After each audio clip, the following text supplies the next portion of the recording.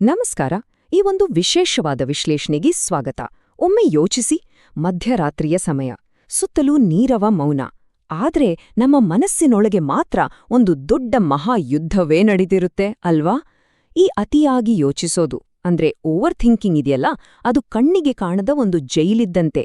ಅಚ್ಚರಿಯಂದ್ರೆ ಈ ಜೈಲಿನಲ್ಲಿ ನಾವೇ ಖೈದಿ, ಹಾಗೆ ನಮಗೆ ನಾವೇ ಜೈಲರ್. ಬನ್ನಿ, ಇಂದಿನ ಈ ವಿಶ್ಲೇಷಣೆಯಲ್ಲಿ ಮನಸ್ಸಿನ ಈ ಗೊಂದಲಮಯ ಸ್ಥಿತಿಯಿಂದ ಹೊರಬಂದು ಒಂದು ಸ್ಪಷ್ಟತೆಯ ಕಡೆಗೆ ಹೇಗೆ ಸಾಗ್ಬೋದು ಅನ್ನೋದನ್ನ ಅರ್ಥ ಮಾಡ್ಕೊಳ್ಳೋಣ. ಇದರ ಬಗ್ಗೆ ಸ್ವಲ್ಪ ಆಳವಾಗಿ ತಿಳಿಯೋಣ. ಮಧ್ಯರಾತ್ರಿಯಲ್ಲಿ ಮನಸ್ಸು ಯಾಕೆ ಇಂತಹ ಬಿರುಗಾಳಿಗಳನ್ನ ಸೃಷ್ಟಿ ಮಾಡುತ್ತೆ? ನಿಜ ಹೇಳ್ಬೇಕಂದ್ರೆ, ಈ ಅತಿಯಾಗಿ ಯೋಚಿಸೋದು ಕೇವಲ ಒಂದು ಅಭ್ಯಾಸ ಅಲ್ಲ, ಅದೊಂದು ರೀತಿಯ ಮಾನಸಿಕ ಪಾರ್ಶ್ವವಾಯು ಅಥವಾ ಮೆಂಟಲ್ ಪ್ಯಾರಾಲಿಸಿಸ್ ಇದ್ದಂತೆ. ಇದನ್ನ ನಮ್ಗೆ ನಾವೇ ತಂದುಕೊಂಡಿರೋದು. ಎಲ್ಲವನ್ನೂ ನಮ್ಮ ಕಂಟ್ರೋಲ್ನಲ್ಲಿ ಇಟ್ಕೋಬೇಕು ಅನ್ನೋ ಒಂದು ಭ್ರಮೆ ಇದೆಯಲ್ಲ, ಅದೇ ಈ ಎಲ್ಲಾ ಗೊಂದಲಗಳಿಗೆ ಪ್ರಮುಖ ಕಾರಣ. ಮುಂದೇನಾಗತ್ತೆ ಅನ್ನೋ ಭಯವೇ ಈ ಬಿರುಗಾಳಿಗೆ ಮೂಲ. ಒಂದು ಸಣ್ಣ ಸಮಸ್ಯೆಯನ್ನ ಭೂತಗನ್ನಡಿಯಲ್ಲಿ ನೋಡಿ ಅದನ್ನೇ ಒಂದು ದೊಡ್ಡ ಬೆಟ್ಟದಂತೆ ಭ್ರಮಿಸುವ ಒಂದು ವಿಶ್ವವರ್ತುಲವೇ ಈ ಅತಿಯಾದ ಆಲೋಚನೆ. ಇದು ಹೇಗೆ ಕೆಲಸ ಮಾಡುತ್ತೆ ಅನ್ನೋದನ್ನ ಅರ್ಥ ಮಾಡ್ಕೊಳ್ಳೋಣ. ಒಂದು ಬಹಳ ಪ್ರಸಿದ್ಧವಾದ ಮಾತಿದೆ, ನಮ್ಮ ಸ್ವಂತ ಆಲೋಚನೆಗಳೇ ನಮ್ಮ ಶತ್ರುವಿಗಿಂತ ಹೆಚ್ಚು ನಮ್ಮನ್ನು ಘಾಸಿಗೊಳಿಸುತ್ತವೆ ಅಂತ. ಹೌದು, ಹೊರಗಿನ ಯುದ್ಧಗಳಿಂದ ನಾವು ಸುಲಭವಾಗಿ ತಪ್ಪಿಸ್ಕೊಳ್ಬಹುದು. ಆದ್ರೆ ನಮ್ಮ ಒಳಗೆ ನಡೆಯುವ ಈ ನಿರಂತರ ಹೋರಾಟ ಇದೆಯಲ್ಲ, ಅದು ನಮ್ಮ ಶಕ್ತಿ, ಸಂತೋಷ ಮತ್ತು ನೆಮ್ಮದಿಯನ್ನ ಸಂಪೂರ್ಣವಾಗಿ ಯಾರಿಗೂ ಗೊತ್ತಾಗದ ಹಾಗೆ ಹೀರ್ಬಿಡುತ್ತೆ. ಹಾಗಾದ್ರೆ ಈ ಆಲೋಚನೆಗಳ ತೂಕ ಎಷ್ಟಿರಬಹುದು? ಪ್ರಾಚೀನ ಕಾಲದ ಕೆಲವು ಅದ್ಭುತ ಜ್ಞಾನವನ್ನ ಬಳಸ್ಕೊಂಡು ನಮ್ಮ ಮನಸ್ಸು ಹೇಗೆ ಕೆಲಸ ಮಾಡುತ್ತೆ ಮತ್ತು ನಮ್ಮ ಒಳಗೆ ಉಳಿದುಕೊಳ್ಳುವ ಆಲೋಚನೆಗಳ ಭಾರ ಎಷ್ಟಿರುತ್ತೆ ಅನ್ನೋದನ್ನ ನಾವೀಗ ನೋಡೋಣ. ಇದನ್ನ ಅರ್ಥ ಮಾಡ್ಕೊಳ್ಳೋಕೆ ಒಂದು ಅದ್ಭುತವಾದ ಕಥೆ ಇದೆ. ಇಬ್ರು ಸನ್ಯಾಸಿಗಳು ನದಿಯನ್ನ ದಾಟುವಾಗ ಹಿರಿಯ ಸನ್ಯಾಸಿ ಒಬ್ಬ ಮಹಿಳೆಯನ್ನ ತನ್ನ ಭುಜದ ಮೇಲೆ ಹೊತ್ತು ನದಿ ದಾಟಿಸಿ ಅಲ್ಲಿಯೇ ಇಳಿಸ್ಬಿಡ್ತಾರೆ. ಆದ್ರೆ ಗಂಟೆಗಳ ನಂತರವೂ ಕಿರಿಯ ಸನ್ಯಾಸಿ ನಮ್ಮ ಹಿರಿಯರು ಆ ಮಹಿಳೆಯನ್ನ ಯಾಕೆ ಮುಟ್ಟಿದ್ರು ಅನ್ನೋ ಕೋಪವನ್ನ ತನ್ನ ಮನಸ್ಸಿನಲ್ಲಿ ಹೊತ್ತುಕೊಂಡೇ ಇರುತ್ತಾನೆ. ಅಂದ್ರೆ ಭೌತಿಕ ಹೊರೆಯನ್ನ ನದಿಯ ದಡದಲ್ಲೇ ಬಿಡ್ಬೋದು, ಆದ್ರೆ ಈ ಮಾನಸಿಕ ಹೊರೆಯನ್ನ ನಾವು ಅನಗತ್ಯವಾಗಿ ಗಂಟೆಗಳ ಕಾಲ, ಕೆಲವೊಮ್ಮೆ ವರ್ಷಗಳ ಕಾಲ ಹೊತ್ಕೊಂಡು ತಿರುಗ್ತೇವೆ. ಈಗ ಈ ಕಥೆಯನ್ನೇ ನಮ್ಮ ಆಧುನಿಕ ಮನೋವಿಜ್ಞಾನಕ್ಕೆ ಬೆಸೆದು ನೋಡೋಣ. ಅತಿಯಾಗಿ ಯೋಚಿಸುವುದು ಅಂದ್ರೆ ಓವರ್ ಥಿಂಕಿಂಗ್ ಅಂದ್ರೆ ಏನು? ಒಂದು ಘಟನೆ ಅಥವಾ ನಕಾರಾತ್ಮಕ ಆಲೋಚನೆ ಮುಗಿದು ಹೋದ ಬಹಳ ಸಮಯದ ನಂತರವೂ ಅದನ್ನೇ ತಲೆಯಲ್ಲಿ ಹೊತ್ತುಕೊಂಡು ತಿರುಗುವುದು. ಸ್ವಲ್ಪ ಯೋಚಿಸಿ, ಬದಲಾಯಿಸಲಾಗದ ಭೂತಕಾಲವನ್ನೇ ಗಟ್ಟಿಯಾಗಿ ಹಿಡಿದಿಟ್ಟುಕೊಳ್ಳುವುದು ನಮ್ಮ ಈ ಸುಂದರವಾದ ಪ್ರಸ್ತುತ ಕ್ಷಣವನ್ನ ಸಂಪೂರ್ಣವಾಗಿ ನಾಶಪಡಿಸಿಬಿಡುತ್ತೆ. ಒಂದು ಗ್ಲಾಸ್ ನೀರಿನ ನಿಜವಾದ ತೂಕ ಎಷ್ಟು ಗೊತ್ತಾ? ಅದು ಆ ಗ್ಲಾಸ್ನ ತೂಕವಲ್ಲ, ಬದಲಾಗಿ ಅದನ್ನ ಎಷ್ಟು ಹೊತ್ತು ನಾವು ಹಿಡಿದುಕೊಂಡಿದ್ದೇವೆ ಅನ್ನೋದರ ಮೇಲೆ ಅದು ಸಂಪೂರ್ಣವಾಗಿ ಅವಲಂಬಿತವಾಗಿರುತ್ತೆ. 1 ನಿಮಿಷ ಹಿಡಿದ್ರೆ ಅದು ಬಹಳ ಸುಲಭ. ಅದೇ 1 ದಿನ ಪೂರ್ತಿಯಾಗಿ ಹಿಡಿದುಕೊಂಡ್ರೆ ಕೈ ಸಂಪೂರ್ಣವಾಗಿ ಮರಗಟ್ಟಿಬಿಡುತ್ತೆ. ಖಂಡಿತ ಅಲ್ವಾ? ಹಾಗೆಯೇ ಬಂದು ಹೋಗುವ ಒಂದು ನಕಾರಾತ್ಮಕ ಆಲೋಚನೆ ಹಾನಿಕಾರಕವಲ್ಲ, ಆದ್ರೆ ಇಡೀ ದಿನ ಅದನ್ನೇ ಹಿಡಿದಿಟ್ಟುಕೊಂಡ್ರೆ ಅದು ನಮ್ಮ ಮಾನಸಿಕ ಸಾಮರ್ಥ್ಯವನ್ನೇ ಕುಗ್ಗಿಸಿಬಿಡುತ್ತೆ. ನಮ್ಮ ಈ ನಿರಂತರವಾಗಿ ಚಡಪಡಿಸುವ ಮನಸ್ಸಿನ ಬಗ್ಗೆ ಮತ್ತು ನಮ್ಮ ಸ್ವಂತ ಆಲೋಚನೆಗಳೊಂದಿಗೆ ನಾವು ಮಾಡುವ ಹೋರಾಟದ ಅಪಾಯದ ಬಗ್ಗೆ ಈಗ ಸ್ವಲ್ಪ ಚರ್ಚೆ ಮಾಡೋಣ. ಮನಸ್ಸಿನ ಪ್ರಯಾಣವನ್ನೊಮ್ಮೆ ಗಮನಿಸಿ. ನಮ್ಮ ಈ ಮಂಗನಂತಹ ಮನಸ್ಸು 10 ವರ್ಷಗಳ ಹಿಂದಿನ ಪಶ್ಚಾತ್ತಾಪಕ್ಕೆ ಜಿಗಿಯುತ್ತೆ, ಇಲ್ಲವೇ 10 ವರ್ಷಗಳ ಮುಂದಿನ ಭಯದಲ್ಲಿ ಮುಳುಗಿ ಹೋಗುತ್ತೆ.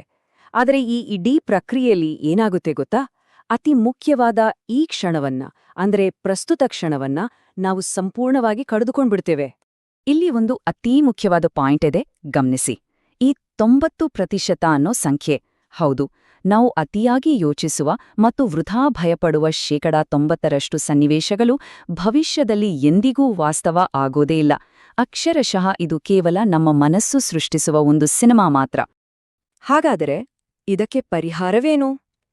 ಹೊರಗಿನ ನಕಾರಾತ್ಮಕತೆಯನ್ನ ನಮ್ಮೊಳಗೆ ಬಿರುಗಾಳಿಯನ್ನಾಗಿ ಪರಿವರ್ತಿಸಿಕೊಳ್ಳದೆ ಹೇಗೆ ನಿಭಾಯಿಸಬೇಕು ಅನ್ನೋದನ್ನ ಈಗ ನೋಡೋಣ. ಗೌತಮ ಬುದ್ಧನ ಒಂದು ಬಹಳ ಅರ್ಥಗರ್ಭಿತವಾದ ಪ್ರಶ್ನೆ ಇದೆ.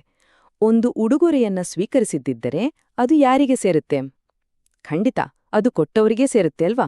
ಹಾಗೆಯೇ ಯಾರಾದ್ರೂ ನಮ್ಮನ್ನ ಅವಮಾನಿಸಿದಾಗ ಅಥವಾ ನಮ್ಮ ಮೇಲೆ ಕೋಪಗೊಂಡಾಗ ಆ ಮಾತುಗಳನ್ನ ನಾವು ಸ್ವೀಕರಿಸಿದ್ರೆ ಮಾತ್ರ ಅದು ನಮ್ಗೆ ಹಾನಿ ಮಾಡುತ್ತೆ.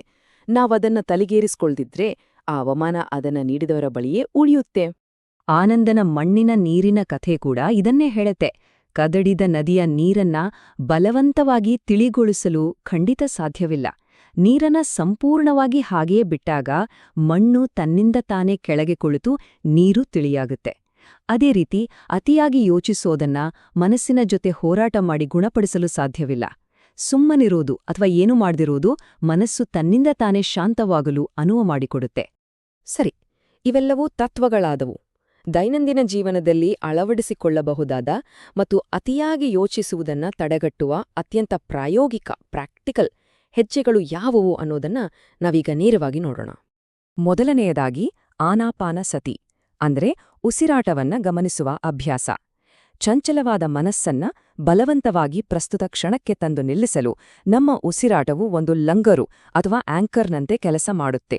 ಉಸಿರಾಟ ಅನ್ನೋದು ಹಿಂದಿನ ಅಥವಾ ಭವಿಷ್ಯದ ಕಾಲದಲ್ಲಿ ನಡೆಯಲು ಸಾಧ್ಯ ಇಲ್ಲ.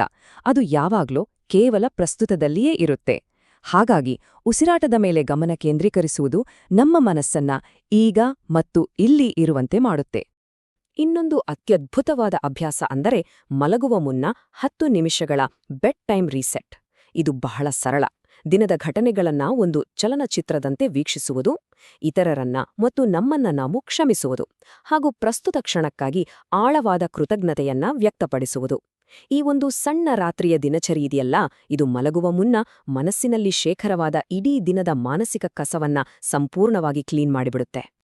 ಇನ್ನು ಮಲ್ಟಿಟಾಸ್ಕಿಂಗ್ ಮತ್ತು ಸಿಂಗಲ್ ಟಾಸ್ಕಿಂಗ್ ನಡುವಿನ ವ್ಯತ್ಯಾಸ ನಿಜಕ್ಕೂ ಆಸಕ್ತಿದಾಯಕ. ಒಟ್ಟಿಗೆ ಹಲವು ಕೆಲಸಗಳನ್ನ ಮಾಡೋದು ನಮ್ಮ ಶಕ್ತಿಯನ್ನ ವಿಭಜನೆ ಮಾಡುತ್ತೆ ಮತ್ತು ಮಾನಸಿಕ ಗೊಂದಲವನ್ನ ಹೆಚ್ಚು ಮಾಡುತ್ತೆ. ಆದ್ರೆ ಕೇವಲ ನಡೆಯೋದು ಅಥವಾ ಪಾತ್ರೆ ತೊಳೆಯುವಂಥ ಒಂದೇ ಸರಳ ಕ್ರಿಯೆಯ ಮೇಲೆ ಸಂಪೂರ್ಣ ಗಮನ ಹರಿಸೋದ್ರಿಂದ ಏನಾಗುತ್ತೆ ಗೊತ್ತಾ? ಅತಿಯಾಗಿ ಯೋಚಿಸಲು ನಮ್ಮ ಮನಸ್ಸಿನಲ್ಲಿ ಯಾವುದೇ ಜಾಗವೇ ಉಳಿಯೋದಿಲ್ಲ. ಇದೆಲ್ಲವನ್ನೂ ಮೀರಿದ ಒಂದು ಅಂತಿಮ ಸಾಕ್ಷಾತ್ಕಾರದ ಕಡೆಗೆ ನಾವೀಗ ಸಾಗೋಣ. ನಮ್ಮ ಸ್ವಂತ ಆಲೋಚನೆಗಳಿಂದ ನಾವು ಹೇಗೆ ಒಂದು ಹೆಜ್ಜೆ ಹಿಂದಕ್ಕೆ ಸರಿದು ನಿಲ್ಲಬಹುದು. ಮೋಡಗಳು ಮತ್ತು ಆಕಾಶದ ನಡುವಿನ ಈ ಹೋಲಿಕೆಯನ್ನೊಮ್ಮೆ ಗಮನಿಸಿ. ಮೋಡಗಳು ಕೇವಲ ಹಾದುಹೋಗುವ ಆಲೋಚನೆಗಳು, ಭಯಗಳು ಮತ್ತು ಭಾವನೆಗಳನ್ನ ಪ್ರತಿನಿಧಿಸುತ್ತವೆ. ಆದರೆ ಆಕಾಶವು ಎಂದಿಗೂ ಬದಲಾಗದ, ವಿಶಾಲವಾದ ಮತ್ತು ಮೌನವಾದ ವೀಕ್ಷಕ. ಇಲ್ಲಿ ನಾವು ಅರ್ಥ ಮಾಡಿಕೊಳ್ಳಬೇಕಾದ ಪರಮಸತ್ಯ ಎಂದರೆ ನಾವು ನಮ್ಮ ಆಲೋಚನೆಗಳಲ್ಲ, ಬದಲಿಗೆ ನಾವು ಕೇವಲ ಆ ಹಾದುಹೋಗುವ ಮೋಡಗಳನ್ನ ವೀಕ್ಷಿಸುವ ವಿಶಾಲವಾದ ಆಕಾಶವಿದ್ದಂತೆ. ಹಾಗಾದ್ರೆ ನಮ್ಮ ಮನಸ್ಸು ಕೇವಲ ಕಣ್ಣಿಗೆ ಕಾಣದ ಜೈಲಾಗಿ ಉಳಿಯುತ್ತದೆಯಾ? ಅಥವಾ ಅದೊಂದು ಸುಂದರವಾದ, ಶಾಂತಿಯುತವಾದ ಆಶ್ರಯ ತಾಣವಾಡಿ ಬದಲಾಗುತ್ತದೆಯಾ? ಆಯ್ಕೆ ನಮ್ಮ ಕೈಯಲ್ಲೇ ಇದೆ. ಅತಿಯಾದ ಆಲೋಚನೆಯ ಸಂಖೂಲೆಗಳನ್ನ ಕಳಚಿ ಶಾಂತಿಯುತವಾದ ಮನಸ್ಥಿತಿಯನ್ನ ರೂಪಿಸಿಕೊಳ್ಳುವ ಈ ಅದ್ಭುತ ಪ್ರಯಾಣ ನಮ್ಮೆಲ್ಲರಿಗೂ ಅರ್ಥಪೂರ್ಣವಾಗಿದೆ ಅಂತ ಭಾವಿಸ್ತೇನೆ.